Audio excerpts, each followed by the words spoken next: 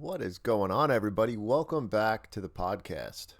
It's going to be another long form content today. It's been a little bit, so we have tons of updates. Like, there is just tons going on the coaching side of things, on my training side of things, some life updates, coaching updates. So I figure why not just jump on here, talk about it, catch everybody up to speed, especially those that have been following along since the beginning of this year when we started this content here. And thank you, everybody, because I've been getting some notifications lately for the amount of views and feedback and stuff that I've been getting from this. So it is pretty cool to know that there's a bunch of you following along and actually like waiting for some of these episodes to come out.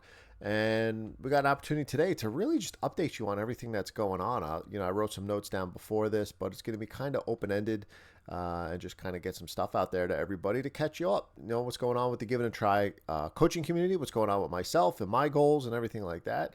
But let's jump in real quick to the coaching updates, because the real winners here are the coached athletes. And right now it is the end of August, and we're looking at building into marathon season for the runners. Half marathons. We got Marine Corps, Chicago Marathon, Wine Glass, New York City Marathon. A bunch of athletes doing that. So it's pretty fun right now to be coaching all of them up and getting them up to speed for that. And don't forget triathlons, half Ironman. We have Ironman Wisconsin, Ironman Maryland, and 70.3 New York coming up. So that's going to be super fun catching. And those are the athletes that are going to hit that first before the marathoners. So really paying attention to them right now. A couple big weekends just happened. A big weekend this weekend, and then coming up for the 70.3 athletes soon after that. And they're going to be all peaking into their race. And I just mentioned a couple things on peaking on the athlete talk this past week. Just kind of some tips, tricks, things to look out for. Peaking's very, like, we've done all this work, and then now it's like this seesaw game of what's too much, when do we hit it just perfect.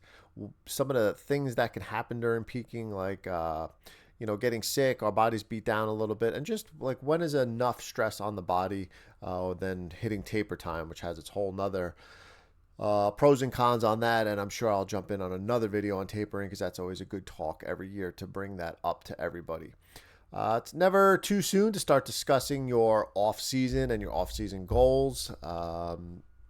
I just dropped some awesome information in the coaching app for the coached athletes, and a coaching collab, which is going to, something that I probably, could have waited till more so the off season to really to develop and put that out there to everybody. But I think it was something super important that I've just been working on behind the scenes that I just wanted to get out there and just start letting it flow to the coached athletes. And there'll be plenty more information at that we'll make public for everybody, so you can know what those opportunities are going to look like for the off season and next year. It's super awesome stuff. And just continue, because that Give It a Try community is growing so much and becoming so diverse in their endurance goals and pathways, that I felt like it was time to, collab a little bit and explore some different routes with some training and things this winter for everybody. So that's really cool. So again, there'll be plenty of information coming out on that. It's still developing and all that fun stuff. Let's really just update now, like training wise, summer wise. What did I have going on? Training Jones Beach 70.3. This is gonna be my third year in a row. Started the training for that back in, I guess you can say, it was a little break after the shorter 50K. Had a little like down month, and then it was kind of right back into it. And summertime was just kicking away. Going into that, the motivation and drive that I was having for this race just wasn't there for prior races and prior years. It wasn't pulling me towards race day. Like anytime I ever set up with a goal, like I'm like super excited for it. I have, a goal, mini goals, big goals, A, B, and C goals for race day. Like, what do I want to accomplish in this training block? What do I want to accomplish for this race? Like, why did I sign up for this race? And at that time, we're probably talking like mid-June now. And coaching was starting to ramp up a little bit. A lot more athletes coming on board. We had people really building into their Ironman builds, into their 70.3 builds for the summer. And things were getting a little crazy with that. I started doing some other things as well, some other responsibilities in life. So things were just piling up. I always say that it's got to be this balance with your commitments and your stress to order to really hit these goals. But I just, again, was excited to get into a training block and plan because that is something that I thrive off of when I have like mini goals, these medium level goals and these bigger goals. It all just synergistically works together. Knowing what sessions are on the calendar, knocking the sessions out, checking the boxes, just like the coached athletes. That's really what drives me towards hitting these goals, hitting these races, and continuing on. But I did have like side conversations with a few people, even my wife a few times, where I'm just like, coaching is getting really like I'm really leaning into that. So I found myself more like almost concerned about what the coached athletes were doing or what their metrics were than mine, which isn't a bad thing as a coach, especially if you have the responsibility of getting so many of these people to their goals and their finish lines. So I believe everything happens for a reason. And then we're lining up for a little bit of a story here. And then July 4th week came, just like kick off to summer. Like, all right, here we go. Was starting to really be like, all right, we got like probably like 12 weeks of good, solid training that has to come up for this race, like 10 to 12 weeks now. I think we're going into like week 6 of training. And went out for a bike ride on like a Saturday. Typical. I took my road bike out. I've been doing a lot of road bike riding. Just typically on a lot of the roads over here, just very easy to get out there, bigger roads, bike lanes, and just was enjoying some new loops here. And just like out there riding. And I had a brick workout lined up. I think it was like a 2-hour ride with a little runoff. And been doing this stuff for years, right? Like no big deal. Just get out there, hammer it down, get back, and continue on with the day. And then I felt like a little, I don't know, but like a hamstring cramp on the bike, which was weird. Like I never get that feeling. I was like, not too bad. And again, as athletes, we like to, and as a coach, I like to describe things to people like there's definitely, you need to understand the difference between like discomfort, soreness, cramps, and pain. And then it wasn't bad, just felt tight, got off the bike, went for my brick run. And as I was running, I just felt my gait starting to kind of disintegrate a little bit early on into the run. It was a very short run. I think it was like a 2-mile run. Got through it. Didn't think anything of it. Had a longer run the next day. Sundays would be my long run day. Met up with one of the coach athletes, one of my training partners, friend of mine. We went for a local run, and I woke up that morning sore, a little discomfort. I said, all right, well, we'll see if this opens up. We'll see if this kind of loosens up, as you will, going out there. And then we get out there, a couple miles in, wasn't so bad. Coming back, we had like a little hill or two to go up, down, and it just didn't feel right. And I said, all right, we gotta assess and see what's going on with this. Stretched, didn't feel much the rest of the day. Woke up that Monday and just knew like leg was locked up. It was painful. It was not this typical like maybe soreness or discomfort that you might have felt in the past. And I've been through some things before. I've been through a bout of IT band syndrome, plantar fasciitis. To me, those are all like muscle related discomfort things that you can do some things that help out. Sometimes they get better when we actually get into activity and they loosen up, and they may hurt like in the morning or so. I kind of understand really what that discomfort side of things is and kind of how to start to mitigate what maybe some of those symptoms are for those things. But just like kind of knowing right away, like this really isn't a discomfort thing. This is a painful thing. And another reason or another way that I can differentiate those two things is discomfort or muscle soreness or cramping and things like that doesn't typically interfere or deter you from getting sessions in. Maybe you got to take a day off. You can get back at it the next day. I just tell it to my coach athletes a lot. But when you start to realize like you can't do an activity because of what it is, and for me at this point, it was going for a run. If I were to attempt to go for a run, it would be painful. It would be painful in my knee. So right away I said, this is not a muscular thing. It just felt a little deeper than that. It wasn't my IT band not being tight or something like that, or something where if I'm rolling it, like I feel the spot and I'm like, oh, right there. Yeah, it's really tight. I got to have to work on this. Because we have so many resources at our fingertips now with online where like you can kind of almost pinpoint what's bothering you, where your tendonitis is and how to work it and what stretches to do or how to curtail it from getting worse. So right away I said, you know what, like this is something new for me. This is something I've never felt before. So I got to make an appointment. I got to get there right away because I want to know what's going on. Especially I am in training right now. I am training for this race. I am not gonna run until I speak to somebody because it is painful.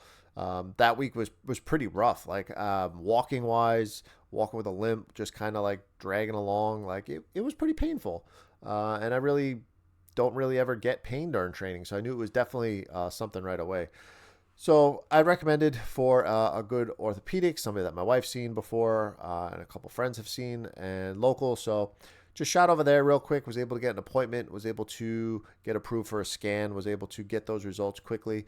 For me, it's like, why wait on these things? It's like, go find out what it is. Let's get a plan. Let's figure out what we need to do. Let's figure out what kind of therapies need to be done in order to get this, because especially if you quote unquote are an athlete or like to be out there performing, like to be out there at the best of your ability, you just want to be doing those things. You want to make sure you're not doing any more damage than by continuing to doing what you're doing, or just come up with a plan and come up with something that you need to do in order to get back to exactly where you were and just make sure everything's good.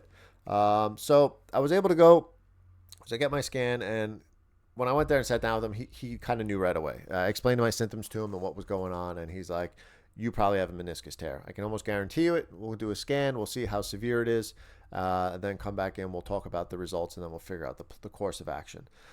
So there we go. Within a couple of days, I think I might have got the scan like the next day or 2 days later, or actually the following weekend. So it was like a week now. I really didn't do much that week. I tried to just keep moving, but just knew like, things were, it was a very acute phase of whatever was going on. It was just very tight, very sore, and just kind of moving on and just trying to see what the next step is here. As soon as you get the, in your little portal there, the MRI pops up right there. You start reading, and it's medical terms, right? And you're trying to read through it, and you're just looking at it, and you're like, oh man, it seems like an atomic bomb went off inside my knee. So looking at all these different things that are listed right there, though, it said, meniscus tear, medial meniscus tear. And you start obviously, because you get that before you go back to see the doctor, you can start like kind of Googling everything and dropping in some of these terms and everything in there. And you're thinking the end of the world. Oh my God, they're going to cut my leg off. Like, what is all this stuff? Like, I don't ever recommend that. Very take piecemeal what you see on Google when you have any type of medical problems like that. Always speak to some professional about it. Start reaching out to people in the know, in the field, and ask them what their opinions are on it, because everything just seems like it's the end of the world when you type in stuff on there about what's going on with anything related to health. But he called it right away, right there. So I went back in, sat down, and he looked at it, he says, yep. He showed me the image. He said, this is where it is, medial meniscus. He explained everything. He drew some pictures out. He showed me kind of like cartoonish where it was. So, but I'm looking at these black and white photos, I can understand better. And basically said you got two options. You could let it be, do some PT that probably won't help you get back to where you want to be as far as what you were doing beforehand, or we can line up a surgery at some point. That's your decision fully, and we can trim the part that is torn and try and get you back out there as soon as possible. There is two different aspects of this. There, when you have a problem with your meniscus or a tear, it can either be a repair or it can be a meniscectomy, where they're going to cut out that actually part of the tear. Now, the two differences in that are, depending where it is, depends on those options from what I'm told. There's certain parts of the meniscus that have better blood flow. The inner parts, the deeper part of the C shape, which is where mine was, there's really not a lot of good blood flow. And it was a very complex tear, very ragged. There wasn't a clean cut or anything like that. And if it's on the outside, there's a little more blood flow, and they may be able to repair it. This is not like a regenerative tissue where they cut it out and it can grow back. Like once they cut it out, that part is now no longer in there. But the problem with the recoveries there is, if they attempt to repair, you're looking at like being immobile for 4 to 6 weeks, not being able to even bend that knee. Like you're in a locked brace because it has to mend and heal, because the reoccurrence of tear, I'm told, on that is very great. And then actually there's a decent percentage of people who get repairs where it will fail at some point or not adhere properly, or they will re-tear that part, where they wind up having to get this meniscectomy down the road. Like they actually have to wind up coming in and getting that part cut out. And the recovery for trimming it, they say average is about 4 to 6 weeks to start getting back to your activity. So in my eyes, I was looking at, all right, so 4 to 6 weeks. If I can start getting back to like run walks by that point and then progress in a run walk plan back, very easy because I don't want to overdo it as I come back, especially if there's no races on the calendar. Um, that was something. Now I had a time frame here where I was looking at where I said, all right, if I wait and try and do PT, I know I'm in an acute phase right now, so it is bothering me more now than it probably will in a couple weeks. Um, Surgery was would be like minimum 4 weeks out due to scheduling and things like that. Do I wait? Do I do it in the winter? Then I just had to assess my own life things going on, time frame wise. Like, was summer the best? No, but if I can't do what I want to be doing and I can get back out there sooner, or the longer I can't be out there, like to me, that's just I didn't want to chance it. So for me, it was I have this time of I have like a 3 or 4 week period, which is right about now, where things really aren't too crazy right now with life, work, all this other stuff. So if I can get it done there and get my recovery in within that time frame, it will kind of help out the rest of the things I have coming up, personal wise, life wise, and things like that. So scheduled it for mid August, and leading into that now, I had about it was like 3 to 4 weeks now from the time that all this happened. I spoke to the doctor, we booked the surgery date, and it started to get a little better, at least the day to day. Walking around wasn't painful, just certain moves, certain twisting movements, I would feel the pain. Running, obviously, I tried it a couple times because I was running with my son prior to the injury, so he was starting with his running. So, I'd say, all right, let's try and go for a little mile here. Let's see how it is. Like, kind of walk, kind of get the blood flowing, and then try and go for some days would be a little better than others. But for the most part, like I just knew, like at that point, I was like, all right, I'm probably making the right decision to try and get this taken care of. The good part was my mentality on the whole thing was, what can I do right now? That's what you have to shift anytime you have a setback or any type of thing. The only thing that it really bothered me on was just straight up running, just the pounding of the knee. Your meniscus is basically a shock absorber for that force there. So really, strength training, cycling, any other thing I wanted to do, swimming, I could get all that stuff done leading up to the surgery date, unless it was painful. So cycling, you'll see, I started doing that tons more. I said, getting in the gym as much as I can, strength training. I wanted to show up for the surgery date as strong and fit as I possibly could, because I didn't know how big the setback was going to be afterwards. I didn't know, hey, am I really going to be laid up for like 2 to 4 weeks where I really can't do anything at all? So my goal was show up as the strongest, most fit you can be for the circumstances for that day, so that hopefully your recovery is that much easier and that much better afterwards. And amongst all this going on, I did remember that as I onboard coached athletes, I do talk about like any past pertinent medical history that you want to talk about, or injuries or anything that I should be aware of as a coach. And I do remember a couple that actually had this procedure done in the past, and I've seen them. I've seen what they're able to do now. I was able to see where their levels are performance now. So it's just good to reach out to people that that have been through the same thing, talk to them about it, get their real world, first person experiences on it. So you're not just reading third hand from somebody you don't know online and their story, kind of like mine here if you don't know me. But that's why I thought it was important to, I don't want to put it out there as far as, oh my God, look what's going on right now with me. Like, I wanted to wait a little bit, wait till the dust settles, wait till I can get a good, basically, storyline to put out there for people, so they can kind of understand my path along this and then continue on with it. Because I do think that it's very important. I already had an athlete reach out to me through a friend of mine, through a coached athlete, where they just tore their meniscus as well.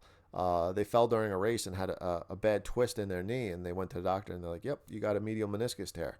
So, and they're a little nervous right now because they're not sure what's going on. They hear the word surgery, and same thing. I mean, 41 years old, and that's, the first surgery I ever had was at this point. So up until now, like, I've been pretty good, knock on wood, where, otherwise people have had many other surgeries and things by this point. So for me, it's going to be nice that I can kind of tell what my recovery looks like. Again, everybody's going to be independent. Everyone's going to have their own, you know, way that they can go about this. And obviously, it depends how well the surgery goes and the complexity of the tear and all this other stuff. But that was my goal. Show up as strong as I could for that. And knowing some other things too made it kind of more palatable into the situation, was looking up and seeing that this procedure is the most common orthopedic surgery that there is, over 1 million a year in the United States. So that's pretty incredible that, it's not this rare thing. You're not defective. This inevitably just happens. Unfortunately, I don't have a good story to tell. I keep telling them I tell people and they're like, what happened? And I say, I tore my meniscus. They're like, oh, what did you, what were you doing? I'm like, honestly, I have no freaking idea. There's maybe a few things that I can think of, but it was never anything where, I twisted my knee or fell off a set of steps or something like that, and I felt the pop and a sudden pain. It was never like a complete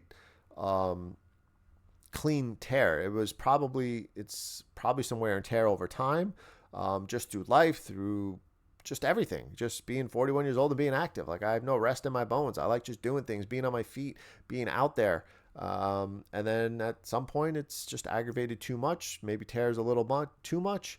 And then it starts to become symptomatic. So who knows what we actually have going on in our bodies that is not symptomatic right now, as far as injuries that are lurking their ugly heads at us, and they're just going to come out one day and punch you in the face, when you're least expecting it. So we got to be prepared for that, which is why we need to be strong. We need to be fit. We need to eat healthy. We need to do, at least 80% of the time the right thing, so that when something like this, a curveball, comes at you, you just adapt and overcome and can rock and roll and just take care of it from there. So as of this, I am 1 week post-op, 7 days post-op from my medial meniscectomy. Based on the report, I think it was like 40% of that medial meniscus, is 2 meniscus in each knee, was trimmed and moved and removed. I'll see the doctor next week to get my stitches out and just kind of go overview of how the surgery went. But in the interim, I did a lot of research prior, a lot of seeing what protocols were given to people post-op, just so I didn't have to wait. I didn't know if it was going to be like post-op, I don't see the doctor for a week or two until the follow-up, or when PT would start, if there was going to be PT. So I was like, let me just don't want to be overwhelmed with a bum knee, sitting home the next day wondering what do I got to be doing. Like, started looking online, seeing what some people's recovery journeys looked like, and then there was a very vast amount. Some people were extreme swelling, can't really bend their knee at all. So I knew it was going to be one or the other. It was going to be, hopefully we'll rebound quick, or this is going to be pretty painful for a few days, and we're really going to have to work our asses off of this. But where are we at now? I've been documenting every day for myself, and in case anybody ever reaches out in the future. So if you're watching this video, you came across it because you searched something about a meniscus injury, and you listen to this podcast right now, reach out. Even if you want to jump on a phone call, I'll tell you about my experience with it, and by that point, hopefully be fully recovered and can tell you how my recovery went for it. But as far as being 7 days out, I am super happy so far with my progress. I honestly didn't think I'd be, I wanted to be where I'm at right now, but I didn't know if that was going to be a possibility. Where we're at right now is I've already been to a couple PT sessions. I have a protocol that I'm doing every day for that. So I'll do my rehab stuff, and then I'll do some strength work as well. I'll do upper body work, and then I'll do anything that's tolerable for my lower body at that point. As far as range of motion, flexion in my knee, I'm getting a lot of that back.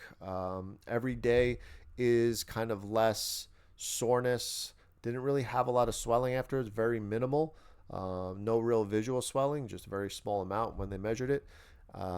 And being able to get out there, I'm doing walks every day. So even day 1, or day 0, I should say, I came home, just rested. It is what it is. Day 1, Made sure that I started doing the moves I needed to do. I seen what the protocol was, what basically the standard protocol is for moves that you're supposed to do to gain range of motion back afterwards. Started doing that all the first day, and then obviously 2, 3, 4 day. Those days I was able to go for a walk, increasing distance each day. Even by I believe it was Saturday. I had the surgery on Tuesday.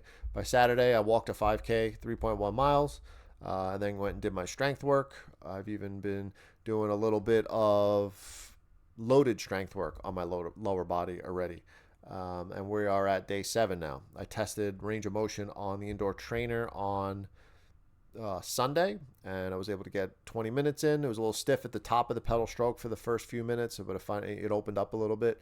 And then today, goal day 7 is to hopefully go back on the bike, feel a little bit better. Hopefully, because I have some more range of motion and less soreness today, and hopefully do very easy 30 minutes on the bike and then go do my strength stuff outside. So that's going to be my goal. If I can check that box today and complete that, to me, that's a very successful first 7 days to be post-op. The next thing here is goals. I'm creating goals for myself. Like I have my goal board downstairs that I have my vision board every year for the goals that I print out in the races every year. But I looked at it over the past few weeks. I was like, all right, maybe, I mean, it's a wash now. I got no races for the rest of the year, nothing planned, no big goals I want to make sure I come back for, because what my goals right now are is just get back to steady training, just get back to being able to run easy, be able to go out and do some group runs. What I really want to do is, as I can get back there, do my run walks, hopefully progress back to straight up running, and then go train with some of my coached athletes. Get out there, do what I wanted to do this summer. Go meet people, go for these runs, go for these group runs, and do some conditioning with them as well, and some assessment work. And that's really where I want to be with that. So for the rest of 2025, that's my goal. I want to get back out there. I want to get back outdoors on my bike before the weather turns this year. I want to ease back into running. I am in no rush, because if I can get my cycling back first, I'll lean into that as much as I can. I'll get my run walk protocols done as I can tolerate when I can start jogging again, and then I'll progress back into the running. And if that's sometime by fall, October, whatever it is, so be it, even if it's later than that. And then just kind of and get back out there and just have a well-rounded training plan. But the strength training portion of that is going to pick up big time. Now it's like I didn't have to wait for the off season. Like the strength training started now really serious back in July. So I can follow that now all the way. And that's something I'm going to make super important in all of my training going forward. And for all of my athletes is really just hone in on more of that, more programming for the strength, and really lean into that part of it right there. And everybody likes to talk long term. I've already been asked, hey, well, what's the return going to be like? What are you going to do 2026? Right now, totally open. No races on the docket. Like I said, we're keeping a clean slate right now. As I get back at it, I'll assess where I want to be and what I want to do with that type of stuff. But I got to see what like the new normal is in training. Like make sure that I can get back to um, pre surgery or pre-injury type stuff, and make sure that I can have a well-rounded training plan before I put up anything on there.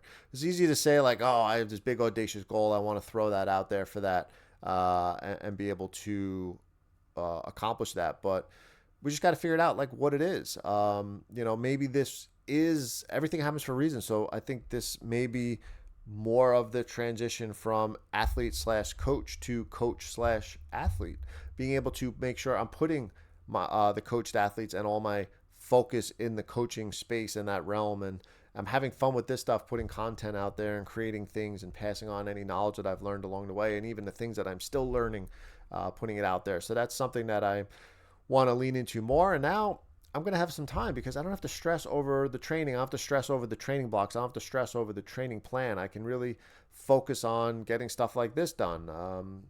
Though it's early in the morning right now. I woke up early today to get this. Yeah, I feel motivated today. Like I'm able to put a lot of work in now onto this side of things because I don't have to be out there. I don't have to train for 4 or 5 hours, get ready for a big long distance race. And I can worry about um, the athletes on board here and the athletes on the roster. So right now, that's where my true passion is. Even a side note for coaching things. At the end of, I guess you can say, I guess it was like May of of this past, few months back. I started helping out on my son's club lacrosse team, just with the coaching at the practices and things like that. You've probably seen him on Instagram and that. I've seen what sport does for him physically and mentally for my little guy, and it was a big year for him, developmental wise, for that stuff, and I really want to lean into that for him. And if I saw how it changed him and how it's changing him for the better and his confidence, both physically and mentally, that I want to make sure that all the kids on his team are able to feel that as well. So he should change club teams this year, but it's an awesome atmosphere, and I'll be on there helping them and coaching with the team this year. And they start in 2 weeks. They have practice already, and hopefully, and then as they move indoors for their training in the wintertime, I'm hoping to do some light strength and condition work for his team as well, and open up that realm, because I love sport. I love being active. I love endurance. I love strength training. I love just trying to be a fitter physically and mentally human being. And I feel that the earlier we can instill that into the youth and their sports, is that will also just help everybody in general down the road. Like because as they grow older, as they're in high school and college and post college, like if they were already in sport and had all these disciplines and things like that, I think it will lead to better opportunities for them, as they get a little older. Like I wish I was involved more in that stuff when I was younger and didn't have to go so quick into the professional realm of life and go down that route. Like I wish I could have had a little more fun in sport and being active in those ways when I was younger, because I think it would have built you a little bit differently as far as earlier on in life. So I'll be playing with that a little bit, which is awesome.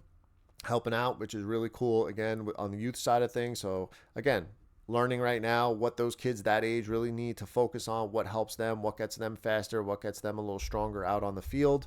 So that's cool to dive into that as well. And again, coaching athletes, and again, this new collaborative that I'm working on with the Give It a Try endurance coaching community, super awesome. So there's just a lot of moving pieces going on right now. And just balancing it all. And I'm loving it and having fun with it. And I hope been posting some drops in Instagram stories on how my recovery's been going. I'm working on just a little video on how my first week of this recovery is going. And then I'll basically do something on Instagram like every week, just to show you kind of the milestones, hopefully, on what I'm reaching and kind of how things are going. And of course, any setbacks out there. Because I do think it's important overall, and why I wanted to even talk about any of this is, it's very easy to follow people. Some of you have been following me for a while now, even outside of coaching, just as an athlete and, racing and things like that, or training partners, is especially with social media, especially with Instagram, especially with people, and they put their life out there. We're so good at just showing all the good stuff. Look at the race I did. Look at the training I did. Look at the 5-hour bike ride I did. Look at all this awesome stuff. Look. But we really don't ever talk about or show the setbacks. Some people go silent. They disappear. And again, everybody deals with things on their own in different ways. But some of the best things that you can help and teach people with are how you came back from something, how your comeback was good. Like, again, even just speaking to that one athlete about their feelings right now with possibly having to get surgery themselves and what they're going through, and some of that anxiety that they have. Like, to me, that was already a win, that I was able to speak to somebody about what they're going through and help them out. And I said, I'm going to drop you random messages every so often about how my recovery is going, and keep you up in the loop with that stuff. So that's where I'm at right now. It's been a very interesting summer. We had that happen again, like I said, early July. Amongst the first week or two of having that issue, I also got sick for a week from my son. So I had like a cough respiratory thing for a week going on as well. I'm battling like this poison ivy right now that I got 2 weeks ago that just won't go away. Probably from playing lacrosse with my son up at the school. And it's just been one of those, like, just getting boom, punched left and right. We lost a good friend of ours who lost his battle to cancer, an athlete that was in one of the local tri teams here, a very good friend of mine. Just went to his wake yesterday, and really just puts things into perspective on how you can think that a lot of bad things or setbacks or things are going on, but at the end of the day, like, we need to be grateful that we have the ability to even feel these things. We have the ability to attempt a comeback, or we can have the ability to put all of our strength and energy into a comeback when we have a setback.